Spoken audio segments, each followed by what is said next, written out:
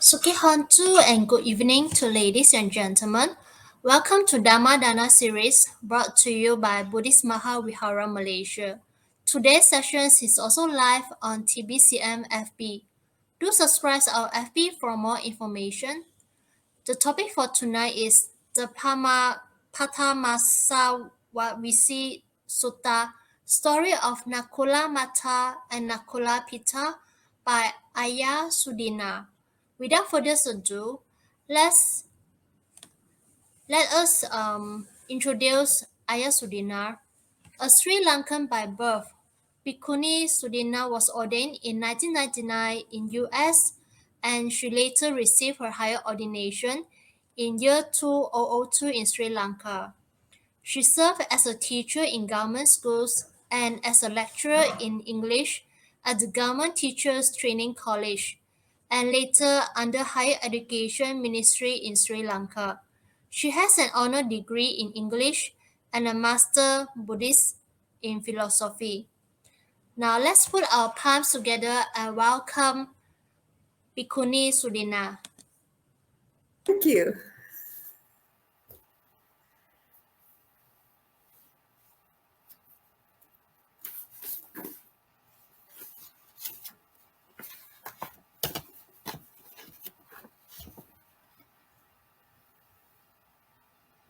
Namo tassa bhagavato arahato samma sambuddhassa. Namo tassa bhagavato arahato samma sambuddhassa. Namo tassa bhagavato arahato samma sambuddhassa. Samanta Chakravalesu Atra Gachantu Devata Saddammang Munirajassa Sunantu Sagga Mukkadang Dhammasavana Kalo Ayang Badanta Dhammasavana Kalo Ayang Badanta Dhammasavana Kalo Ayang Badanta. Friends, firstly, I like to thank the organizers and the host who has introduced me today, the organizers of this program, and especially Mr. Tilak Leslie for inviting me to give this Dhamma talk today. The topic for discussion is the Pathamasamajivi Sutta, or the same in living, from the Anguttara Nikaya, or the numerical discourses of the Buddha, section 4. To begin with, I like to introduce you to the pair of householders who appear in this sutta. They are named Nakula Matta and Nakula Pitta. That is Nakula's mother and Nakula's father. So that we do not see their actual names. Nakula may have been an important person in the Buddhist community at that time, but no records of him have come down to us.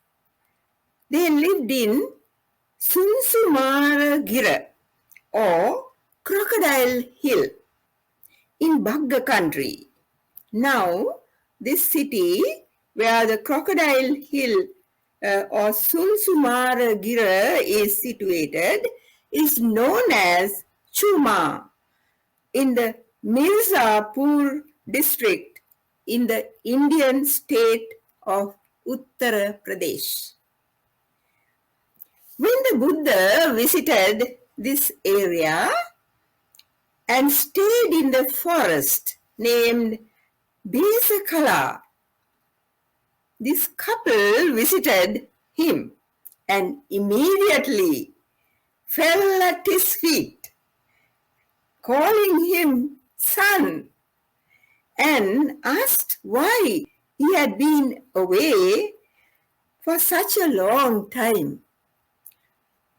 Later, when questioned by the bhikkhus, Buddha explained that they had been the bodhisattvas, before the Buddha became the Buddha, the bodhisattvas' parents for 500 births and his close relatives for many births. And a faint remembrance of that still remains in their minds.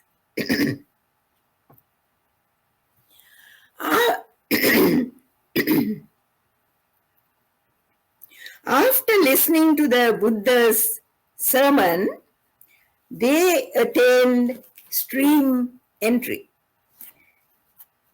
From then on,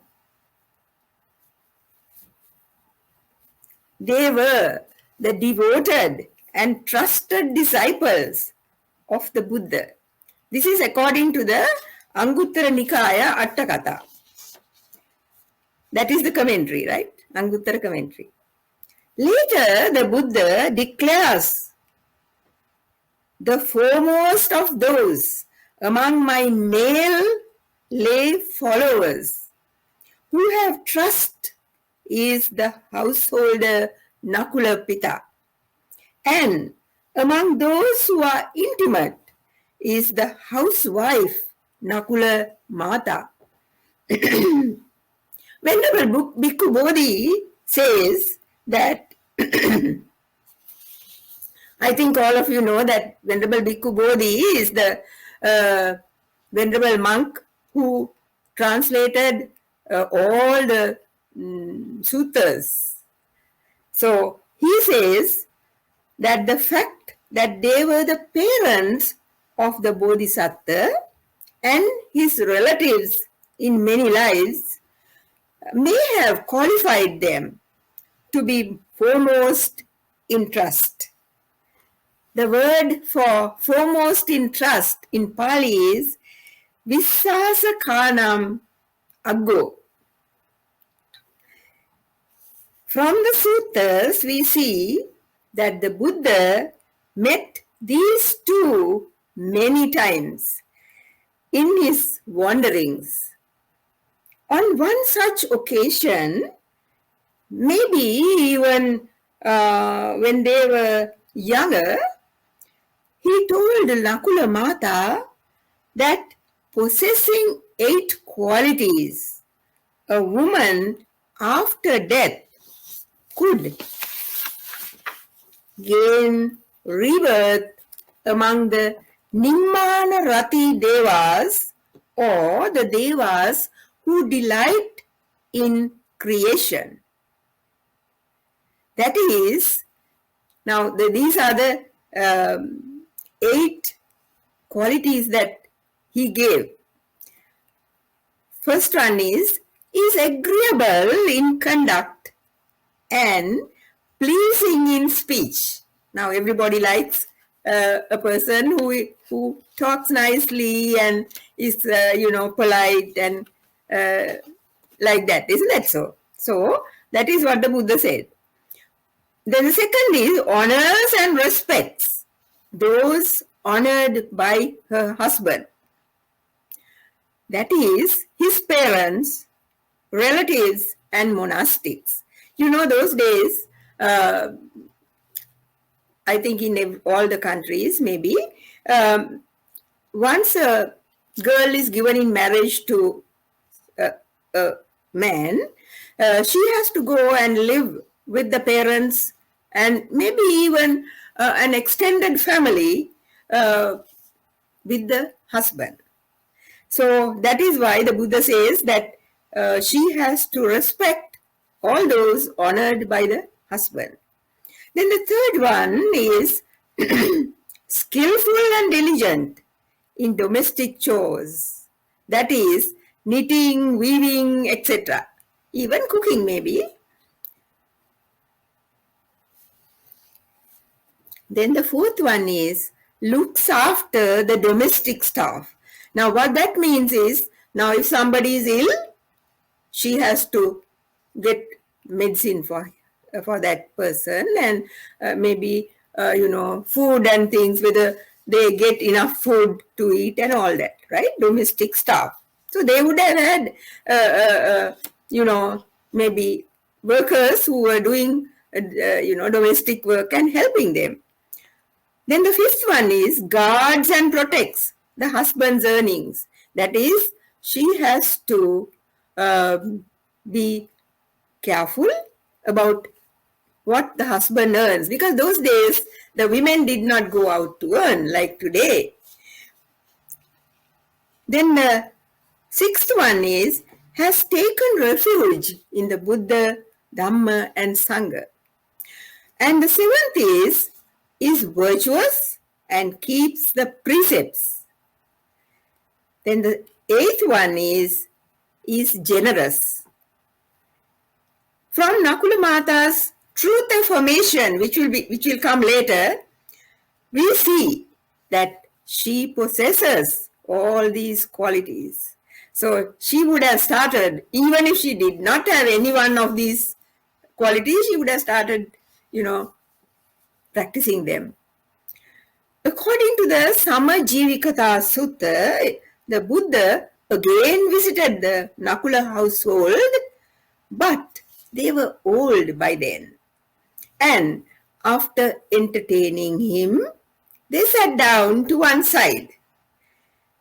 And Nakula Pitta said, Bhante, since my youth, when Nakula Mata was given to me in marriage, I have never transgressed against her, even in thought, much less by deed. We wish to see each other not only in this life, but also in future lives. Then Nakula Mata too said, since I was given in marriage in my youth to Nakula Pitta, I have never transgressed against him, even in thought, much less by deed. We wish to see each other not only in this life, but also in future lives. So you can see that both of them still love each other, even though they are now aged. Now, maybe they are older now. They were asking for a teaching that would keep them together in afterlife. How many in today's population would say a thing like this? The Buddha did not reject the request or criticize their wish. He replied, if both husband and wife wish to meet again in future lives, they should have the same faith. Faith not only in the Buddha, Dharma and Sangha, but faith, between themselves. Same virtuous behavior, same generosity, and the same wisdom. The Buddha uttered these verses. Both husband and wife are endowed with faith, charitable and self-controlled, living their lives righteously, addressing each other with pleasant words. Then many benefits accrue to them, and they dwell at ease. Their enemies are saddened when both are the same in virtue. Having practiced the Dhamma here, the same in virtuous behavior and observances, delighting after death in a Deva world, they rejoice, enjoying sensual pleasures. You can see, now this translation is by Bhikkhu Bodhi. you can see the Buddha did not in any way disregard or put down or, blame sensual pleasures. If anybody wanted to have sensual pleasures in the righteous way, the Buddha never interfered, right? Having faith, virtuous behavior, generosity, and wisdom leads to gaining, firstly, wealth righteously earned. 2, live long enjoying it. 3, fame for oneself and one's relatives and preceptors. 4, with the breakup of the body, that is after death, to be reborn in a good destination.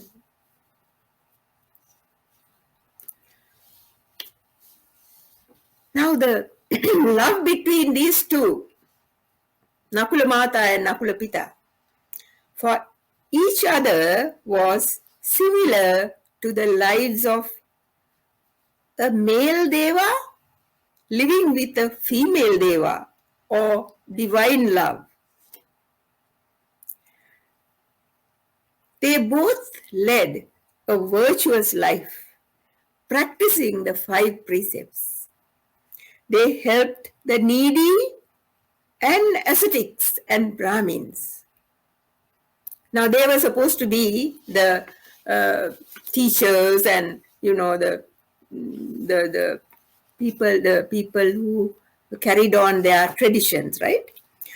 They showed their generosity and letting go and detachment from material things, which helped to develop wisdom, harmony, compassion, and kindliness, not only in their household, but extended to the outside world too. You can see they were a very good couple who were socially also respected and people liked them. We can gather more about their life from another Nakula Sutta from the Anguttara Nikaya.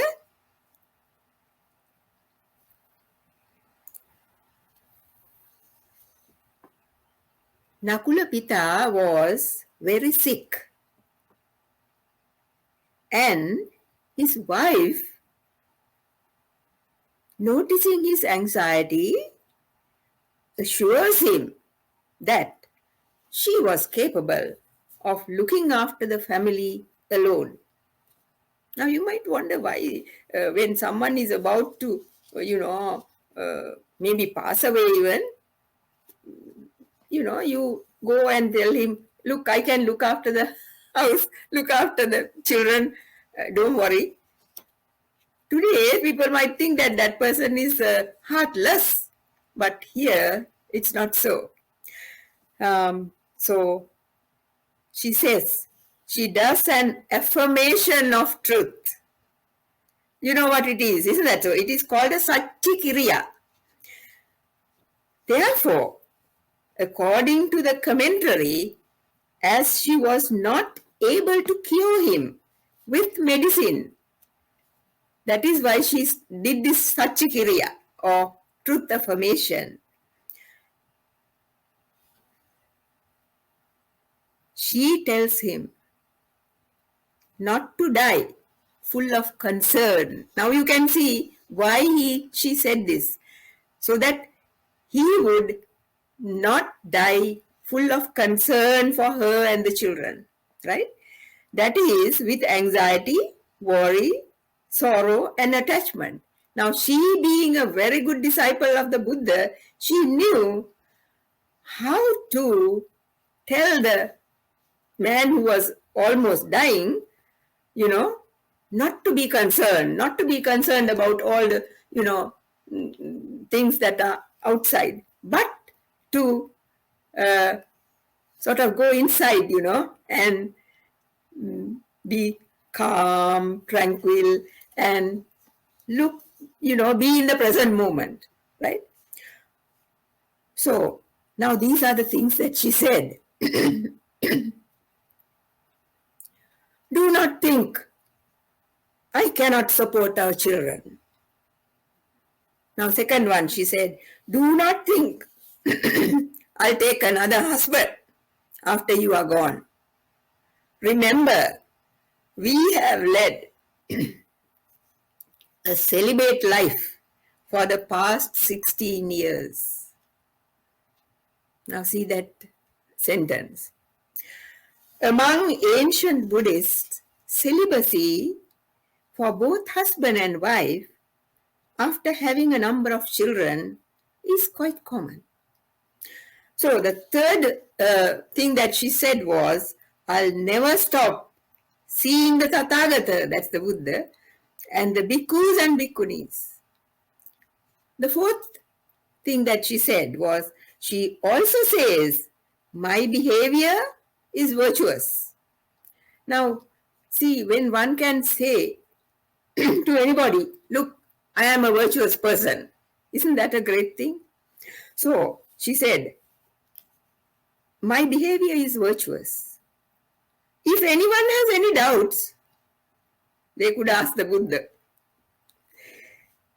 Then the fifth one, she says, she is one of the white-robed female disciples, lay disciples, who has attained internal serenity of mind. So what that means is that she has attained stream entry. Again, she refers any doubters to the Buddha. See, the Buddha is the reference for her. Then she tells him that she has done away with all doubt, confusion, and attained self-confidence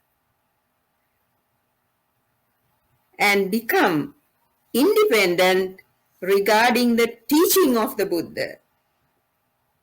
Again, she says, if anyone has any doubts, you can ask the Buddha. When Nakula Matta spoke with this self-confidence, Nakula Pitta's ailment subsided immediately. So you can see it is not really physical so much as mental, the ailment. From Nakula Matta's talk, we can see how well they understood each other. They are equal not only in a spiritual faith, but also to each other.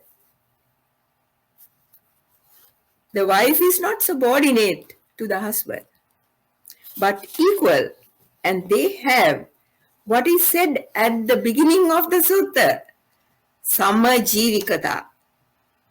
In the context of the Indian society at that time, this is a refreshing example of how a marriage could not only survive all the ups and downs of life, but also remain victorious and loving.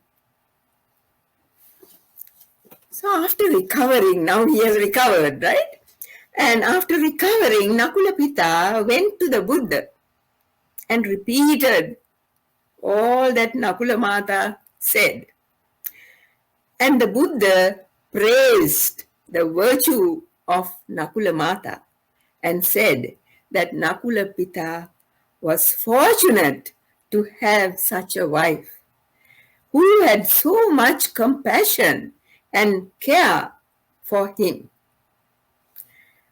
So you can see that Buddha is never against marriage and household life and, children, having children and, all that. Buddha was never against those things.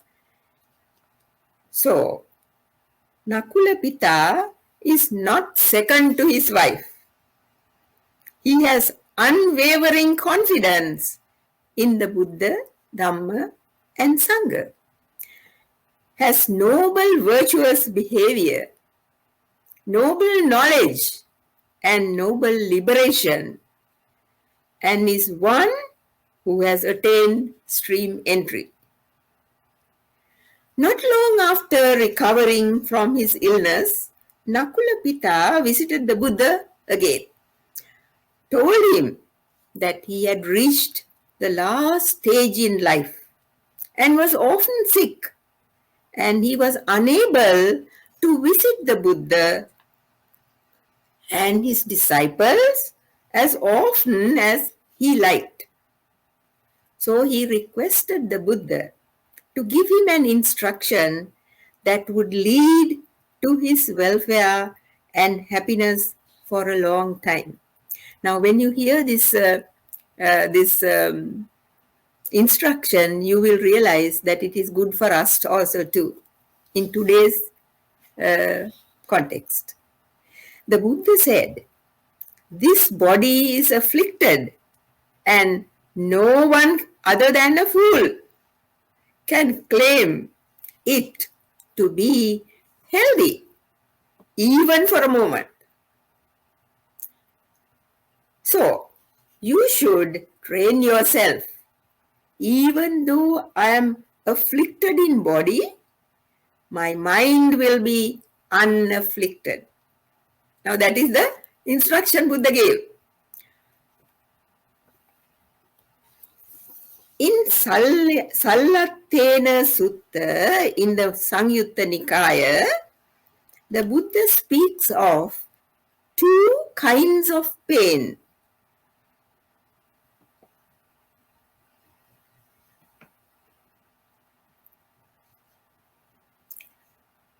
Physical and mental, and how to deal with them.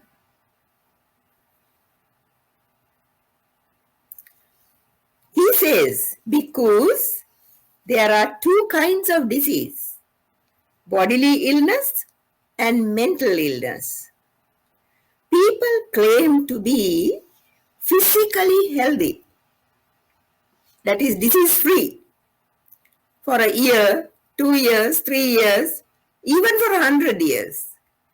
But except for arahants who are taint-free, it is hard to find people who can claim to enjoy mental health even for a moment. So you can see the difference between physical and mental. This is due to strong desires and discontent over material things, and seeking recognition, gain, honor, and praise. In these verses, the Buddha shows the distinction between the instructed noble disciple and the uninstructed worldling. Now these are the verses. The wise one, learned, does not feel the pleasant and painful mental feeling. This is the great difference between the wise one and the worldling. For the learned one has comprehended the Dharma, who clearly sees this world and the next. Desirable things do not provoke his mind. Towards the undesired, he has no aversion. The Buddha and the Arahants are realistic in their way of thinking. So, when Nakula Pitta talks about his illness, the Buddha listens calmly, without contradicting or saying that his condition would pass away and leave him fully cured and sound. Instead, the Buddha wants Nakula Pitta to turn his attention away from his ailing body to his sound mind. Because the Buddha knows that Nakula Pitta, being a stream enterer, has a sound mind. Although his body, of course, even the Buddha's body was ailing. at different times, right? So that's nothing to worry about or, be sad about. Being very delighted and happy in the statement made by the Buddha, he paid homage to the Buddha and went to meet the Venerable Sariputta. Now, Venerable Sariputta said, "Householder, your faculties are serene, complexion bright. Did you hear Dhamma talk from the Blessed One?" Nakula Pitta replied. Now, this is of course from the text, right? That he was anointed by the Blessed One with the ambrosia of a Dhamma talk. After learning of the brief instruction given by the Buddha, Venerable Sariputta explained it in detail. The short instruction that Buddha gave, Venerable Sariputta sort of gave a detailed explanation of it. He said, the uninstructed worldling, that is in Pali, asutava putujjana, or the ignorant, mentally undeveloped person who does not know the Dhamma, will regard the form, the kaya, right, the body, as self. Now, in the commentary, it is explained further like this. Like in an oil lamp, those days there were oil lamps. Now, even today, in certain parts, still the oil lamp is used. So, like in an oil lamp, the flame and its color are inseparable. Now, today you can see it in the candle. When you light the candle at in front of the Buddha statue. So, now the form and the self are inseparable, like the flame and the color of the oil lamp. Then the second one is, or self as possessing form. The self is in charge of the form or possessing the form, right? Like, now the commentary says, it's like a tree having a shadow and the form in the self. Now that is like the scent in a flower. Can you separate the two, the scent and the flower? Maybe today you can, but those days it was not possible. Also, self as inform, like the mind as a self. Now this is where the mind is taken as the self, right? The consciousness or vijnana. So it is compared to a jewel in the casket. Did you understand now the ways in which this self and form are put together? Venerable Sariputta explains how ordinary people in ignorance take the 5 aggregates. Now you know the 5 aggregates. Rupa, Vedana, Sanya, Sankhara, Vijnana. That is form, feeling, perception, volition and consciousness. Now these 5 things, the 5 aggregates, the ignorant people take them, or they are also called groups of clinging, because we cling to them thinking that they are mine. So these groups of clinging as one's personality and identifies them as I, me and mine and myself. But if one clearly sees the working of the aggregates and the arising and vanishing, one would understand that what constantly changes cannot be stable, enduring, and continue to exist. You see, that is what the Buddha's argument. If it is something that is always changing, how can it be a soul? How can it be something that endures, right? Venerable Sariputta continues that when the form alters, naturally now, I was not like this earlier. I'm sure some of you may have, maybe 10 years back, if you look, you have altered. So, when the form alters, sorrow, lamentation, pain, displeasure, and despair arise in this uninstructed worldling. It's not only form, but feeling, perception, volitional formations, and consciousness. The 5 aggregates are taken in the same way as self. Sometimes only the feeling is taken as the self. So, the ordinary Putujjana is afflicted not only in the body but also in his mind. So, the Venerable Sariputta explained it to him.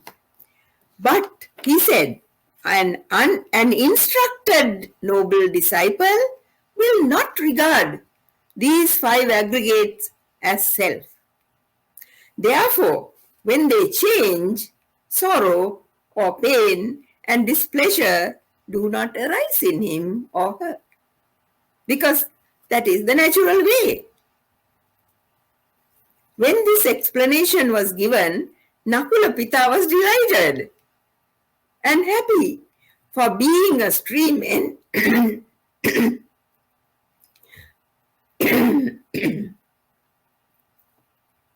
being mentorer, he did not regard the 5 aggregates as self. So he was not affected by the changes in them. On another occasion, Nakula Pitta asked the Blessed One why some people can attain liberation in this life itself and others do not. The Buddha said, when one's consciousness becomes dependent, clings to the agreeable, lovely, pleasing, sensually enticing forms, sounds, tastes, etc., one cannot attain Nibbana. But if one does not become attached,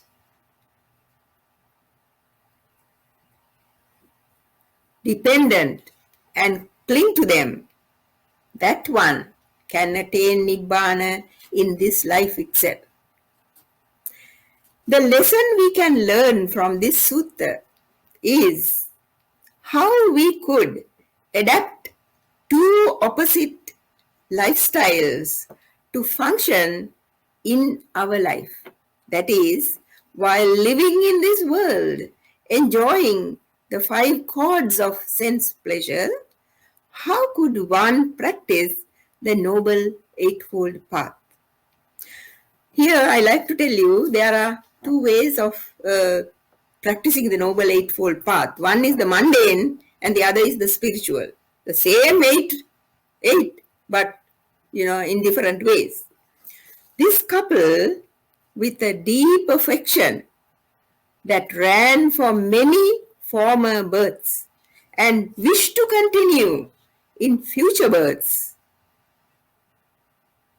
combined attachment with detachment.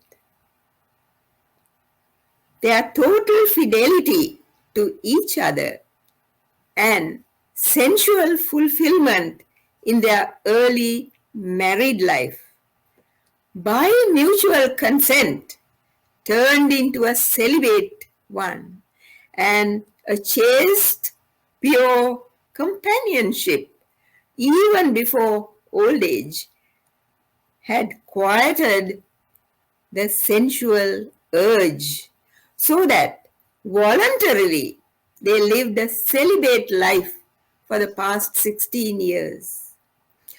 Though detached now, the compassion and devotion of the wife for the husband when he was ill shows how a spouse could even perform a miracle by truth affirmation.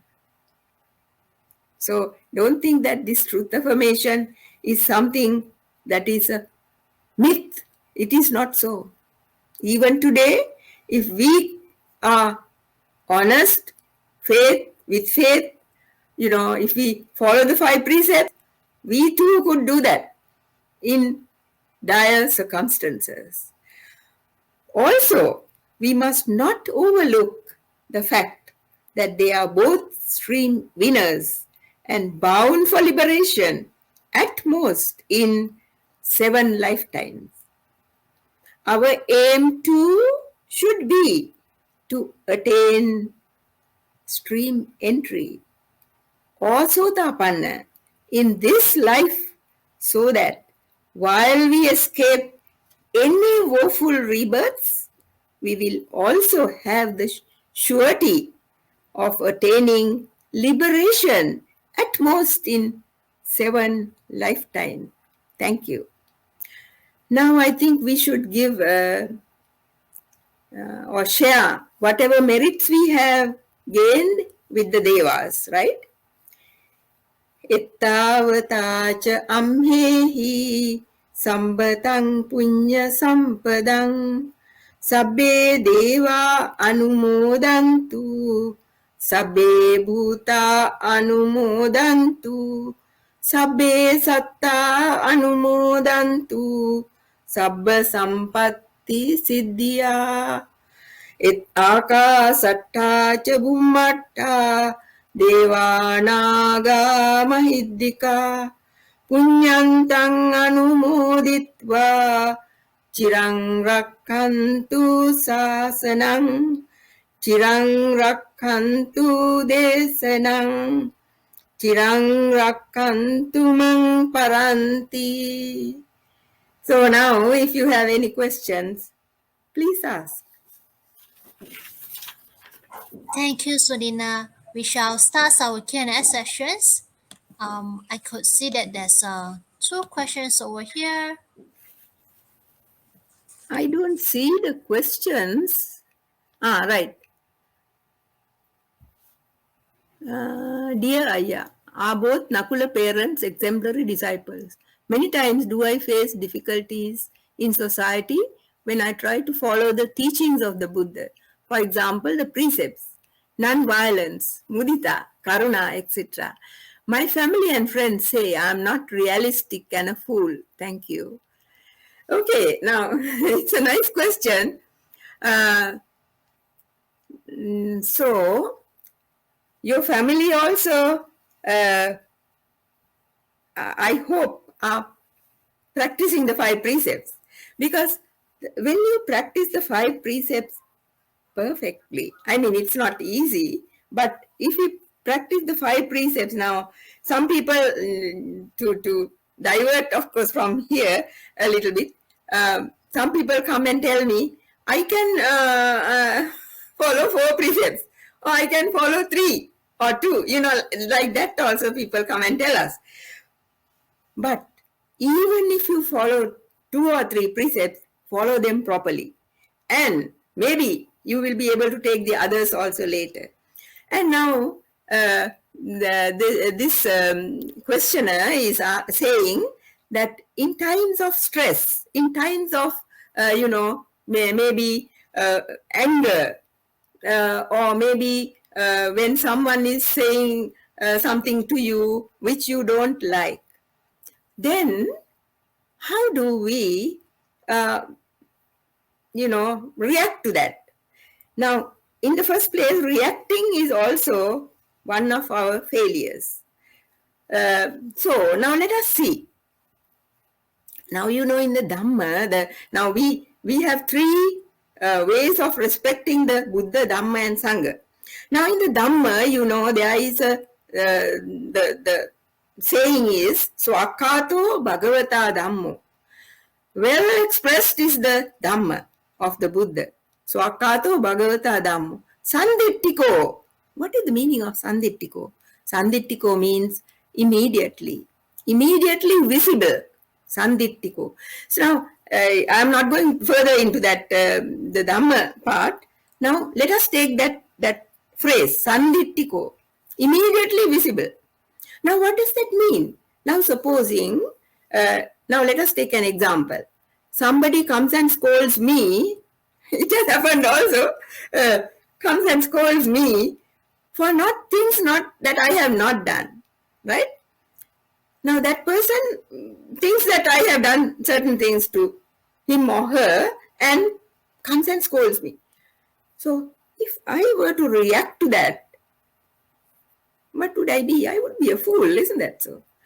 Now instead, what I should do is to think, have I done these things or have I not done these things? If I have done them, well, I am, if that person says these things, it's okay because I have done whatever wrong and that is. But if I have not done them, then whatever that person says, it doesn't matter because I have not done them. So therefore, let that person say whatever that person wants to say. It is his or her karma, not mine. Why should I take that karma and create karma for myself? Right? So in that way, if you are in the precepts, you are able to, think like that. But if you are not in the precepts, then of course, I'm going to say more things, right? More things than that person has said. You see? So, so that is how we have to see. First thing is to practice the precepts perfectly. Then, secondly, when something happens, do not immediately react. Think for yourself. Stay a little while. Count up to 10. There are many, many ways of looking at it. That person's karma I need not take. Let that person's karma be his or hers. Why should I take that karma and create more bad karma for myself, right? So remember, whatever we may do, always we are creating karma. By speech, by body, by mind, right? So therefore, when we think something, when we do something, when we say something, if we are careful, we will not be creating bad karma for ourselves. Have I answered your question? Or is there anything more that you would like me to add? Let's move on to the second questions. Ayya, mention just know the following. When the body is sick, do not let the mind be sick. Can Ayya kindly explain a bit more of this, where one can find relevant sutra of this? Thank you so much. There is, in the Samyutta Nikaya, there is one section called the Nakula. I was trying to get it, but I have not left a mark there, so I couldn't find it now. So the suttas, both what's this Samyutta as well as Anguttara, both have sections, full sections on this. So if you turn the pages, you will find many, many instances of how you could see the two different things explained by the Buddha. the Buddha in fact says the mind is, in one place the Buddha says, when we are born with a very pure mind. And it is from outside that all the defilements are taken. We take the defilement from outside later. And therefore, we have to be careful to keep our mind, fresh and, in a good state without letting those defilements defile the mind. So that is the most important thing about the mind and the body. Yes, the mind can be, the body can, give all kinds of trouble. They may be sick and maybe getting older and, the skin getting shriveled and 2 or 4 or 5 times going to the toilet, and all kinds of problems come up. But if the mind is smart, if the mind is always in a good condition, that is, you see, you keep the mind. How do we keep the mind like that? That is by thinking good thoughts, not having selfish all the time, thinking about your own, selfish thoughts, but being generous and, trying to think of the other person rather than yourself, and also to share whatever you have with other people. And wherever possible, always to help people. That is, in fact, that way, Nakula Matta and Nakula Pitta were beloved by the people also. So, in the same way, we too could be, liked by people, right? Liked by people because we go out to help people. If we don't do that, if we are selfish and think only of ourselves, then nobody will like us. Not because we want people to like us that we do that, but out of our hearts. Now, when we do the Metta meditation, and that's a very good meditation that, we could always practice, especially when you go to bed. If we practice this Metta meditation, the whole night through you will not have nightmares. And you get up fresh and happy.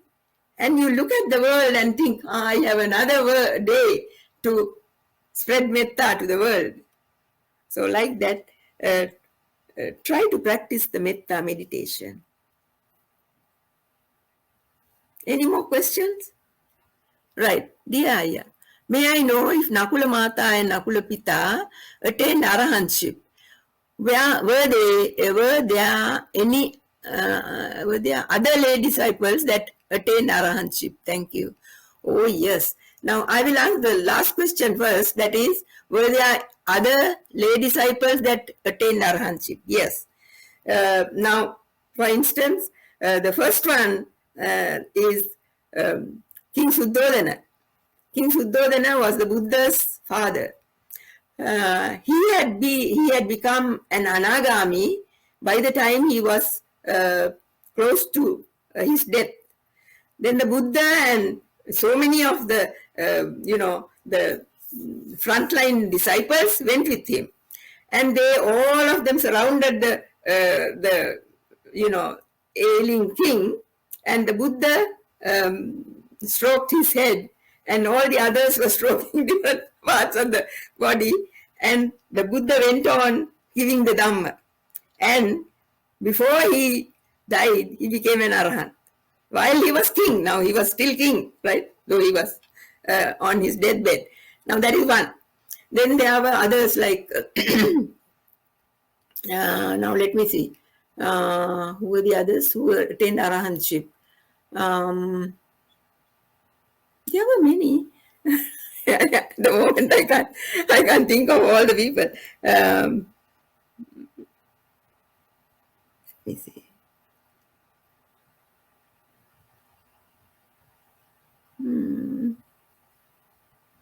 I'll tell you as I go on. There were many lay disciples who attained arahantship, or at least anagami. So anagami, of course, many. Because anagami means that person will never come back to the world, and from there itself they will attain arahantship. Nakula Matta and Nakula Pitta did not attain arahantship during the Buddha's time. They may be still in some heavenly world, just like all the others who attained stream entry and other attainments. So now, for instance, Anathapindika, Visakha, then the physician Jivaka, Komarabacha, then Chitta, the householder. There were so many who attained Anagami, and they may be in the Brahma world, some of them in the those who were stream enterers may be in heavenly worlds and may be still there. See? Even Mahamaya, the Buddha's mother, may be still there, right? But she will definitely, it is said in the commentaries, I don't know the truth, that she is a he now, and he will attain from there itself, never come back to the world. So there are like that many who attain. Oh yes, now I remember one more, one or two more. Now let's see. King Bimbisara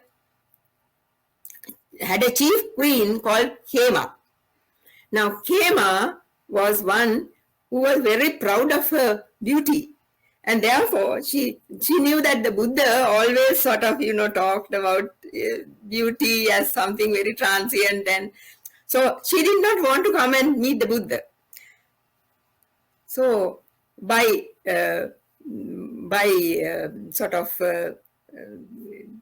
some kind of arrangement, the king sort of made her want to go to see the Veluvana. That is, the Veluvana is the first monastery that was offered to the Buddha by the King Bimbisara. And so the queen, hearing the beauty of the Veluvana, wanted to go and see. And she went there. When she went there, the Buddha was sitting under a tree and, talking to the people who were there. And when she came across the Buddha, she could not go away. So she had to go and pay respect to the Buddha and listen to the Buddha. And, she became an arahant there itself. She became an arahant. And when she came back to the palace, the king took her in a procession to the nunnery, to the, the Bhikkhuni Arama, and, gave her to the sasana. She became a bhikkhuni, and she was the foremost in panya, in wisdom. The Buddha gave her that title. So there were many lay disciples who became arahants, as lay people. But it is said in the commentaries, I don't know whether it is so or not, but in the commentary it says that once they become an arahant, they have to immediately get ordained in the sasana, or they pass off into Nibbana. Right. Now, any other questions? There's no more questions from the audience. Thank you so much, Sudinna, for tonight. On the behalf of the Master and management of Mahavihara, we would like to thank Sudinna for her time and sharing her Dharma knowledge with us. We would also like to express our gratitude to all our sponsors for their kind donations and all our audience for joining us tonight. Good night, everybody, and have a pleasant evening. Sukhi Han Chee. Thank you very much, and thank you very much for hosting me and all the others who have helped in the process. So May all of you be able to attain at least stream entry in this life itself. Sadhu, sadhu, sadhu.